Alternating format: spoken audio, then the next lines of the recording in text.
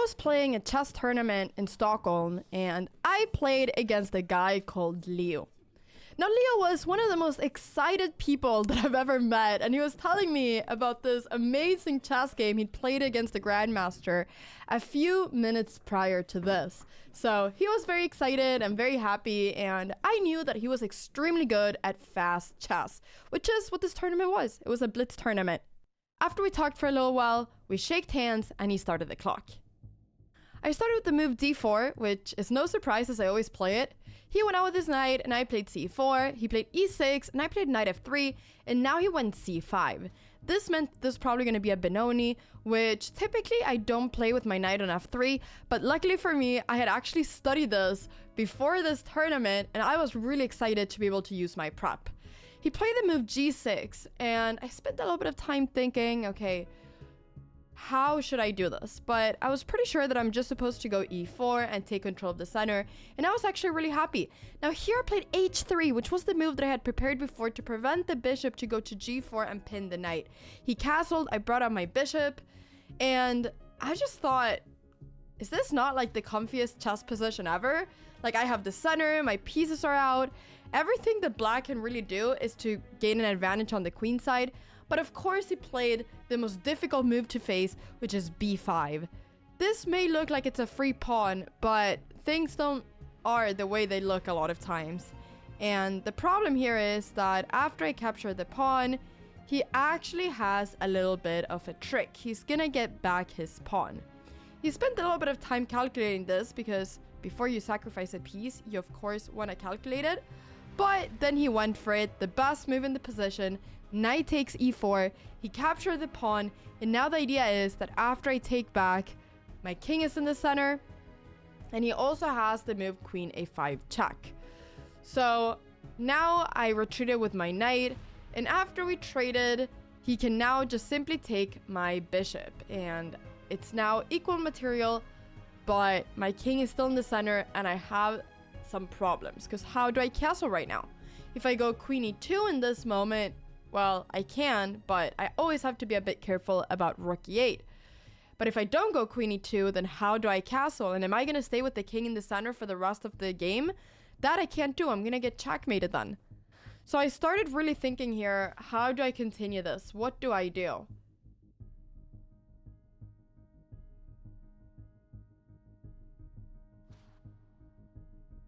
I really wanted to make the move queen e2 work, but I was just worried that there would be some tactics that would make it bad. So I wanted to make sure that I really calculated here.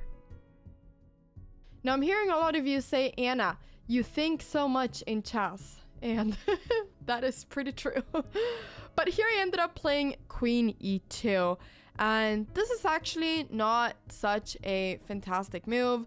But during the game, I thought that this was completely fine. He played rook e8, I played bishop e3, simply developing my bishop. And now he had to make a choice. He ended up actually not trading queens, but instead going queen a5, now threatening my pawn. But now I was extremely happy because I just thought, okay, there's nothing bad right now. Like, this is not going to be that detrimental for me. I was even considering, should I just like give up the pawn? I mean, do I even care about this pawn? The biggest issue I have right now is my king. So I actually decided to give up the pawn and to not protect it. He played bishop a6, maybe thinking that he was going to win some material. But after the move c4, my pawn is not protected, my center is fixed, and my position is fantastic. He decided to bring out his knight, and I realized now that I had a good position. But I knew that my number one enemy this game was going to be time.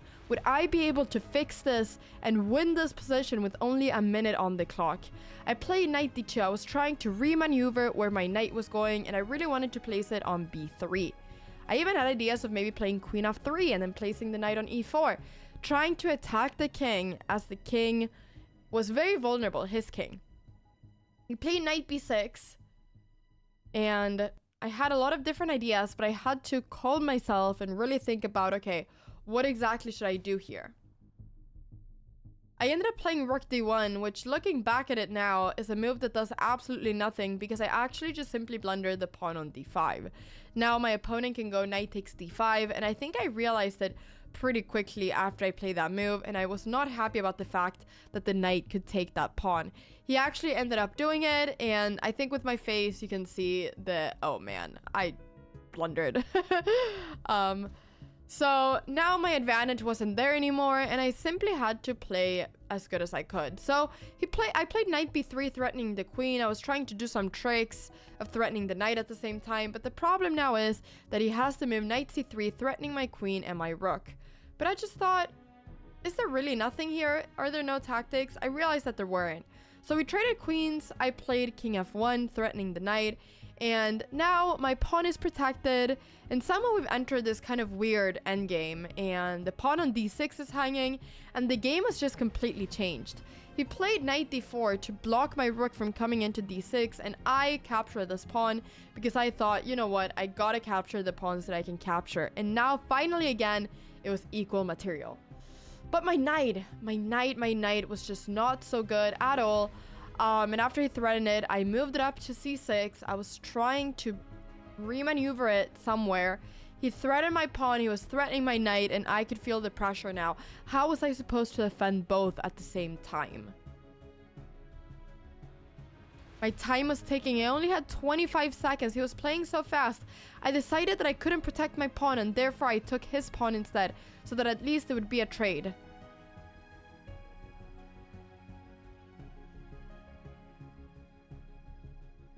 He decided to take my pawn. I went to g1 with my king, as I didn't want his rook coming in and checkmating me. I was feeling the pressure of the position, but I knew that I could hold this. He played king f8 to get his king more active. I played rook c1 to pin the bishop, as now if the bishop moves, I will capture his rook. I wanted to be tricky. My number one rule is in chess is to be as annoying as you can be, and that's what I was trying to do. But he was annoying as well because he stopped my plans. And so he played rook d5, now offering a trade of rooks, which I did not want. I played rook f6 instead, thinking now the bishop is under attack. Maybe I can bring up my knight somewhere and the pawn on f7 can be weak. Where does the bishop go? And I just thought, wait, can he really take that pawn? I thought he couldn't, as I had the move knight before, threatening the rook and threatening the bishop. I thought that this has to be now almost winning for me, and I couldn't really fathom what was going on. I only had 13 seconds left, so no matter what, I knew that I had to play this fast, but I thought now I can win this.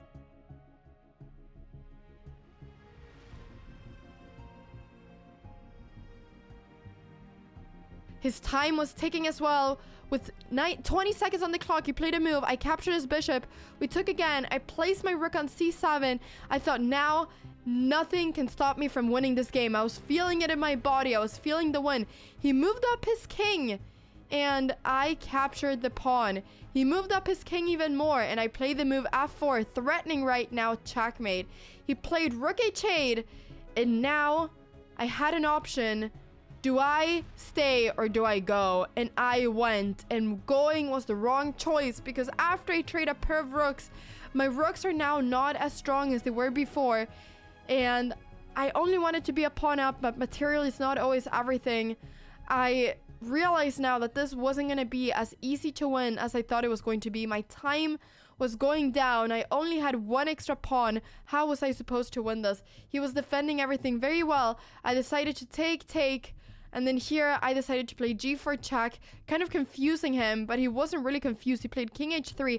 I traded rooks, and this was now a theoretical draw, but I thought, okay, let's be annoying. Let's play this out. Let's see if he messes this up.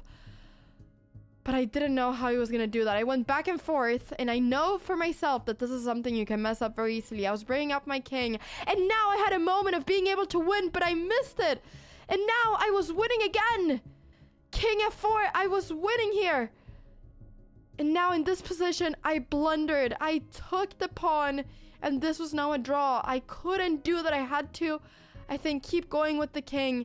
But yeah, I we both just had so little time and it was so difficult to calculate, and we both messed this up. But now this was a draw because there was no way for me to get the opposition on my turn, and I was trying to do so, but I couldn't do so. And ultimately the game, after crazy series of turns of events, I mean, I was going back and forth here, but after a crazy series of turns of events, it became a draw. And this game was completely crazy. We were both smiling after he was giving a message to camera. And yeah, I mean, I feel almost like shocked after watching the game again. But so many emotions in that game. Such a fun game that had so many different twists and turns. But I think ultimately what I want to say with this is study your endgames, everybody. They're more useful than what you think they are. And play blitz tournaments because they're fun. Let me know in the comments if you think that you're good at endgames and if you think that you would have won this game, which I think most of you are going to say yes to. But I don't know if I believe you. All right, thank you so much for watching this video, and I'll see you all in my next video.